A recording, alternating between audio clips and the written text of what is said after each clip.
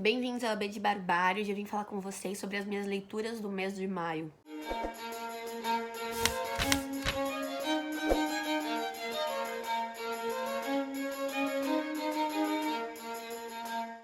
Bom, pessoal, tá tudo bagunçado aqui, mas eu fiquei muito feliz com um comentário, uma percepção que eu tive das minhas leituras do mês de maio. Eu li livros de muitas editoras, isso me deixou tão feliz, porque eu gosto tanto de valorizar o trabalho editorial de todas elas, e esse mês em específico vocês vão ver que cada livro veio de um lugar diferente.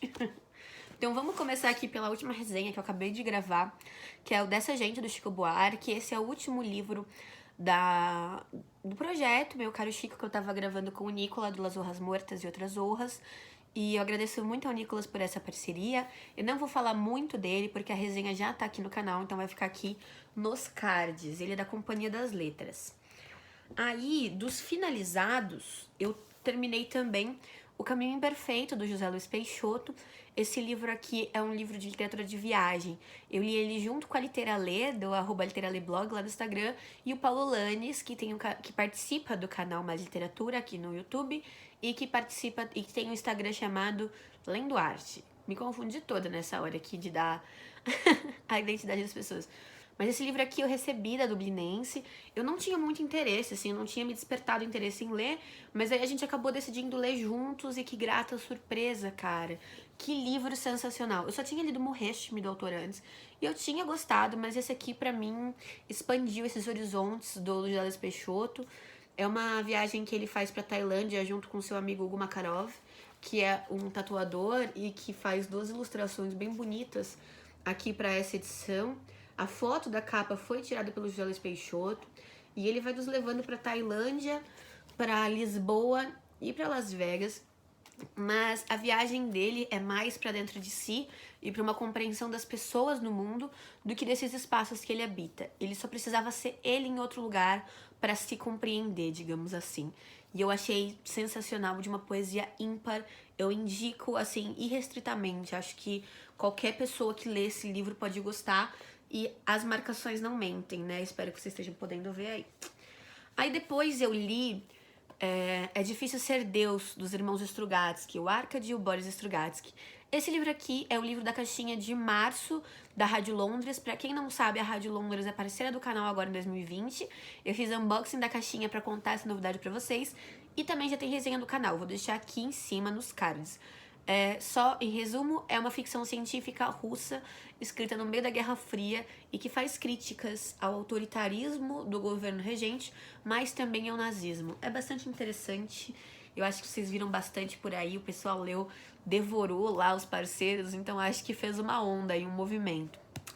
Depois eu li 2 livros. O primeiro eu esqueci de pegar o meu Kindle, me perdoem, que é o Somos Mais Limpos pela Manhã. Se eu não me engano, o Somos Mais Limpos eu li em abril ainda. E aí depois eu li bem no comecinho do mês, eu terminei o Somente nos Cinemas, que os 2 livros são do Jorge Filiolini, são 2 livros de conto que eu recomendo muitíssimo. Eu vou deixar aqui nos cards pra vocês a resenha dupla que eu fiz desses livros, e nessa resenha dupla tem o link pra conversa que eu fiz aqui ao vivo com o Jorge. O Jorge é um querido, é um amigo próximo. Foi ele que me presenteou com essa edição da Ateliê Editorial. Então, tô falando pra vocês que as editoras independentes estão arrasando aqui esse mês. E, cara, como eu me diverti lendo esses contos, assim, como fugiu das leituras que eu faço, como me surpreendeu muito positivamente, como é gostoso ter essa leitura gostosa de um amigo, né, que a gente pode elogiar pessoalmente e ter o orgulho de ser amiga dessa pessoa que é uma boa pessoa e que escreve tão bem. Depois eu li esse livro de poemas, Lua na Jaula, da Leduc Spinardi. Esse livro aqui, lá Todavia, eu comprei numa promoçãozinha que eles fizeram. Tava na minha lista de desejados há muito tempo e acabou que a Tami do Literatami leu e me lembrou dele, né? E aí me despertou a vontade de ler. É um livro de poesias, eu ainda não sei nem como elaborar exatamente sobre ele, não gravei o vídeo ainda, mas é um livro de poesias que junta certo refinamento, certo rebuscamento da linguagem dentro de uma linguagem muito informal. Então ela tem uma escolha lexical muito peculiar para um tipo de poesia que se assemelha ali a um Leminski, né? Por ser cotidiana, por ser delicada, por ser possível de compreender. É belíssima essa poesia da Leducha. Eu já tinha lido livros, eu já tinha lido poemas dela em 2 outras coletâneas, se eu não me engano, na Rua Aribal, que foi mandada pela TAG, e nos 50 Poemas de Revolta, publicados pela Companhia das Letras. Então ela já estava ali no meu imaginário, mas ela me surpreende muito com esse livro e me alimenta muito durante esse mês agora. Depois eu li Costuras para Fora, da Ana Esquilante. Esse livro aqui, eu quero fazer um vídeo pro IGTV sobre ele, porque ele era para ser o livro do Clube Plexi, né, em março, só que acabou que por causa da quarentena não teve o clube, e eu acabei arrastando a leitura dele até agora, né, por 2, 3 meses, porque ele estava muito associado para mim ao relacionamento com esse clube. Então era como se fosse um relacionamento perdido.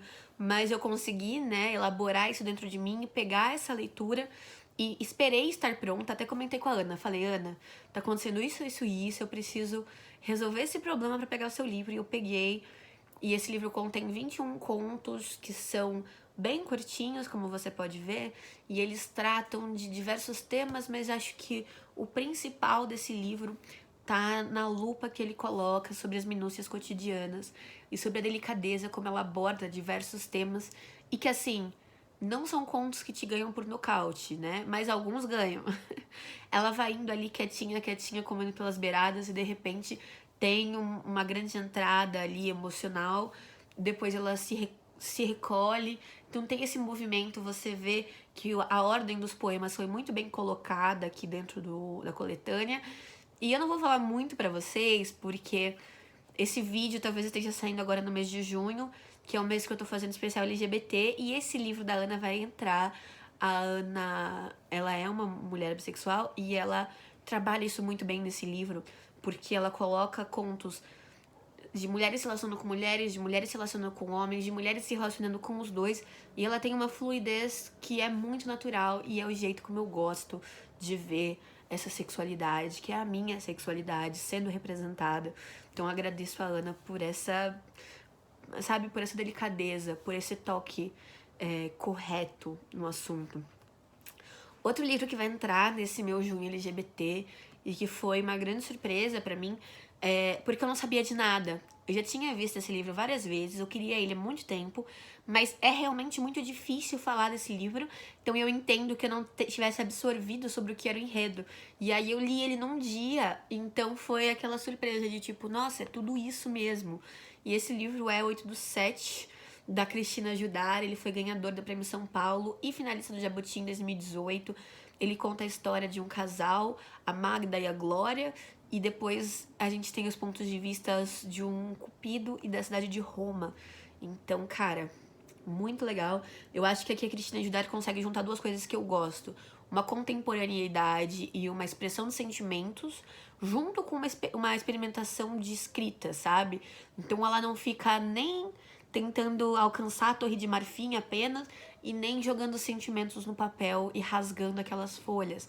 Ela consegue um equilíbrio que eu acho que, assim, cara, não sei nem explicar. Mas também deve sair aqui em junho, então não vou me alongar muito falando a respeito. Ah, é verdade. Este livro aqui é da editora Nós e esse livro aqui é da editora Reformatório. Depois, entre os livros finalizados, tem um que tem que tocar We Are The Champions. Eu cantei We Are The Champions quando eu terminei, porque eu tava lendo desde a Páscoa esse livro, que foi Ginga de Angola, foi me enviado pela Panacea esse livro. Ele é da editora Todavia, ele é escrito pela Linda M. Haywood, uma historiadora muito conhecida nessa área das africanidades, especificamente ali do reino de Indongo e de Angola. O Indongo é um reino separado, mas que hoje estaria dentro do território de Angola, tá? Só pra explicar, porque eu também não conhecia nada disso antes de ler o livro, tá tudo explicadinho aqui. Ele é um livro curto, de 300 e poucas páginas. Eu acho que a parte textual dele, mesmo sem extras, sem notas, tem menos de 300 páginas. Só que ele é um livro que, principalmente nos capítulos 5 e 6, se não me engano, ele descreve muitas guerras. E aí, por isso, ele se baseia muito numa explicação geográfica desses espaços que dificultava o fluxo de leitura. E por isso que se arrastou por tanto tempo. Mas é um livro essencial para quem se importa com uma manutenção dessa ancestralidade de África, ou mesmo de uma ancestralidade feminina, né? De como a mulher está colocada no nosso imaginário, e com certeza a ginga de Angola faz parte do imaginário nacional, ainda que nós não saibamos a história dela. Ela passa por um processo muito grande de apagamento, mas na cultura popular é impossível não dizer que o brasileiro tem muita ginga. E por que será que o brasileiro tem muita ginga? De onde vem essa palavra? Vem sim de ginga de Angola, dos movimentos que ela fazia durante a guerra. Ela era uma exímia guerreira, uma rainha guerreira. Ela lutou até os 75 anos em campos de batalha. Estava muito superior ali a idade dela para a idade normal, não só de uma guerreira que se expunha aos riscos de uma guerra, como da população comum. Então a ginga tem muitas peculiaridades, e por terem vindo muitos escravizados de Ndongo para o Brasil, a gente carregou muitas das histórias dela no nosso imaginário popular, principalmente nos sambas. Tem muitas músicas que se referem a ela e que talvez a gente não perceba por não ter essas ferramentas de compreensão como a gente tem quando citam a maledeta da Princesa Isabel, né? Mas vocês entenderam, eu ainda não fiz o vídeo dele, porque eu tô tentando elaborar um pouquinho algumas questões que eu gostaria de colocar aqui pra vocês, mas ele sai. Provavelmente depois de junho, porque apesar de ginga ter relacionamentos ali com homens, mulheres, apesar desse livro falar de transexualidade, ainda que não saiba exatamente esse nome, ele vai ficar pra julho. E agora as leituras que estão em andamento. Eu tô lendo bem devagar as coisas. Ah não, gente, verdade, tem um livro aqui que eu esqueci de comentar, que eu terminei. Eu li Morangos Mofados nessa edição aqui do Caio Fernando Abreu. E foi uma leitura muito gostosa.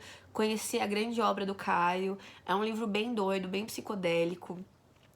Eu quero colocar uma resenha de Caio nesse mês LGBT, principalmente porque o Caio consegue transgredir um pouco essa barreira, ele consegue não estar naquela prateleirinha ali de meia prateleirinha que colocam de LGBT sacana nas livrarias. Geralmente não colocam Caio, né? Mas ele é um autor declaradamente LGBT, que passou um pouco por isso, talvez por ter se tornado um jovem clássico, mas que retrata grandes questões aqui, principalmente Morangos Mofados, com alguns contos muito clássicos da literatura LGBT, como Sargento Garcia. Então, esse vídeo aqui, ele tá pronto, vai sair em breve. Nesse volume aqui, eu tô gravando isso no dia 29. No dia 30 eu vou terminar, porque eu tenho a discussão do Contos Mofados, que é o projeto de leitura de Caio. Então amanhã provavelmente eu termino. Os Dragões Não Conhecem o Paraíso. A Lara Souto Santana, ela me segue lá no Instagram, ela é super gente boa e ela estudou Caio, ela estudou as referências musicais de Caio na tradução para o inglês de Dragões no Paraíso.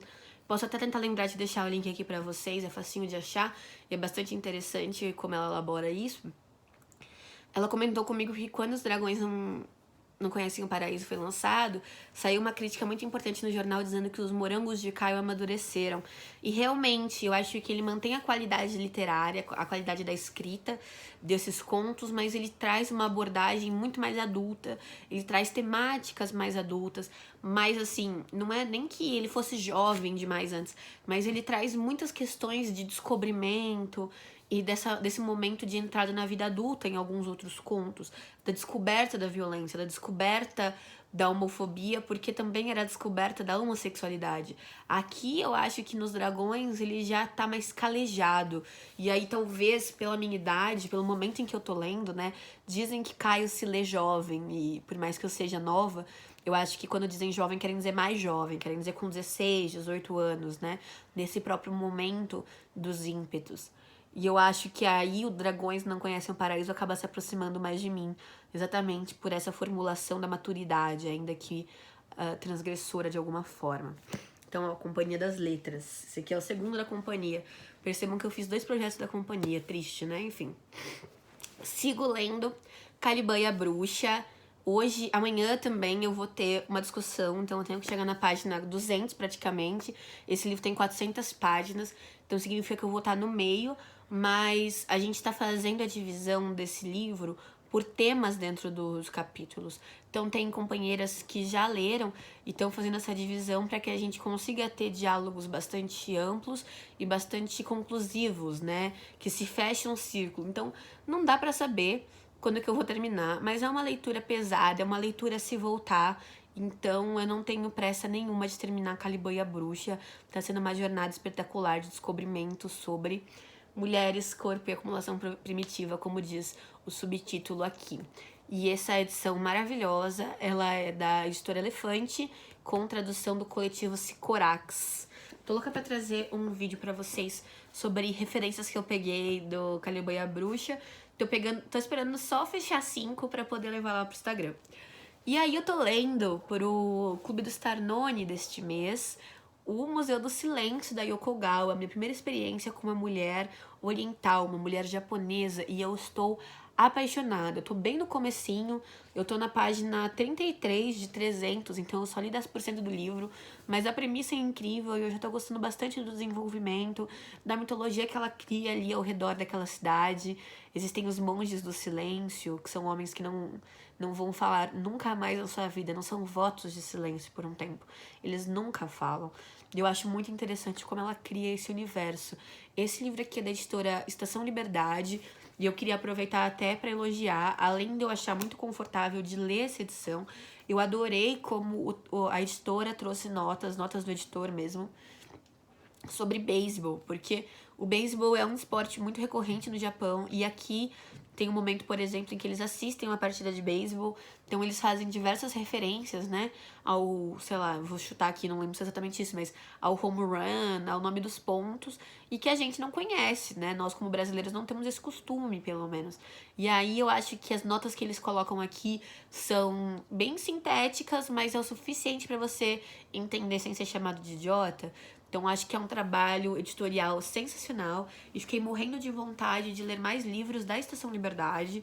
Talvez eu tire um ou dois que eu tenho aqui na estante, porque, nossa, eu me senti muito confortável lendo realmente. Bom, pessoal, é isso, todas essas leituras que eu fiz. Como vocês viram aí, li um monte de editoras, fiquei muito feliz por isso. Tô lendo bastante coisa, muita coisa aqui fininha, como vocês podem ver.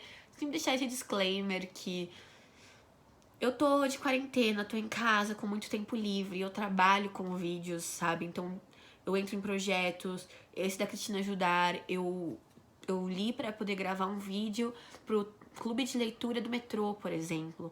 Então são coisas que eu vou fazendo pelo trabalho aqui no YouTube e que vocês nunca devem comparar o quanto vocês estão lendo com o quanto eu estou lendo. Isso não é bom nem pra mim, nem pra vocês. Eu me sinto às vezes sim nervosa e pressionada quando vocês comentam. Ainda não sei lidar sempre com naturalidade com isso, mas tô aprendendo, né? Tô tentando me distanciar disso. E agora em junho eu vou tentar trazer essas leituras LGBT, mas eu também peguei alguns freelas no meu trabalho e que estão me fazendo ler bem menos. Então é capaz de cair um pouco essa produtividade. Então relaxem, sabe? Tipo, fiquem tranquilos. Vamos ler bem e não ler muito, sabe? O que importa é como lemos, não quanto lemos. É isso, espero que vocês tenham gostado desse vídeo. Se gostaram, se inscrevam no canal, clicando na bolinha com o meu rosto, por favor. E deixem seus likes, seus dislikes, seus comentários, suas indicações.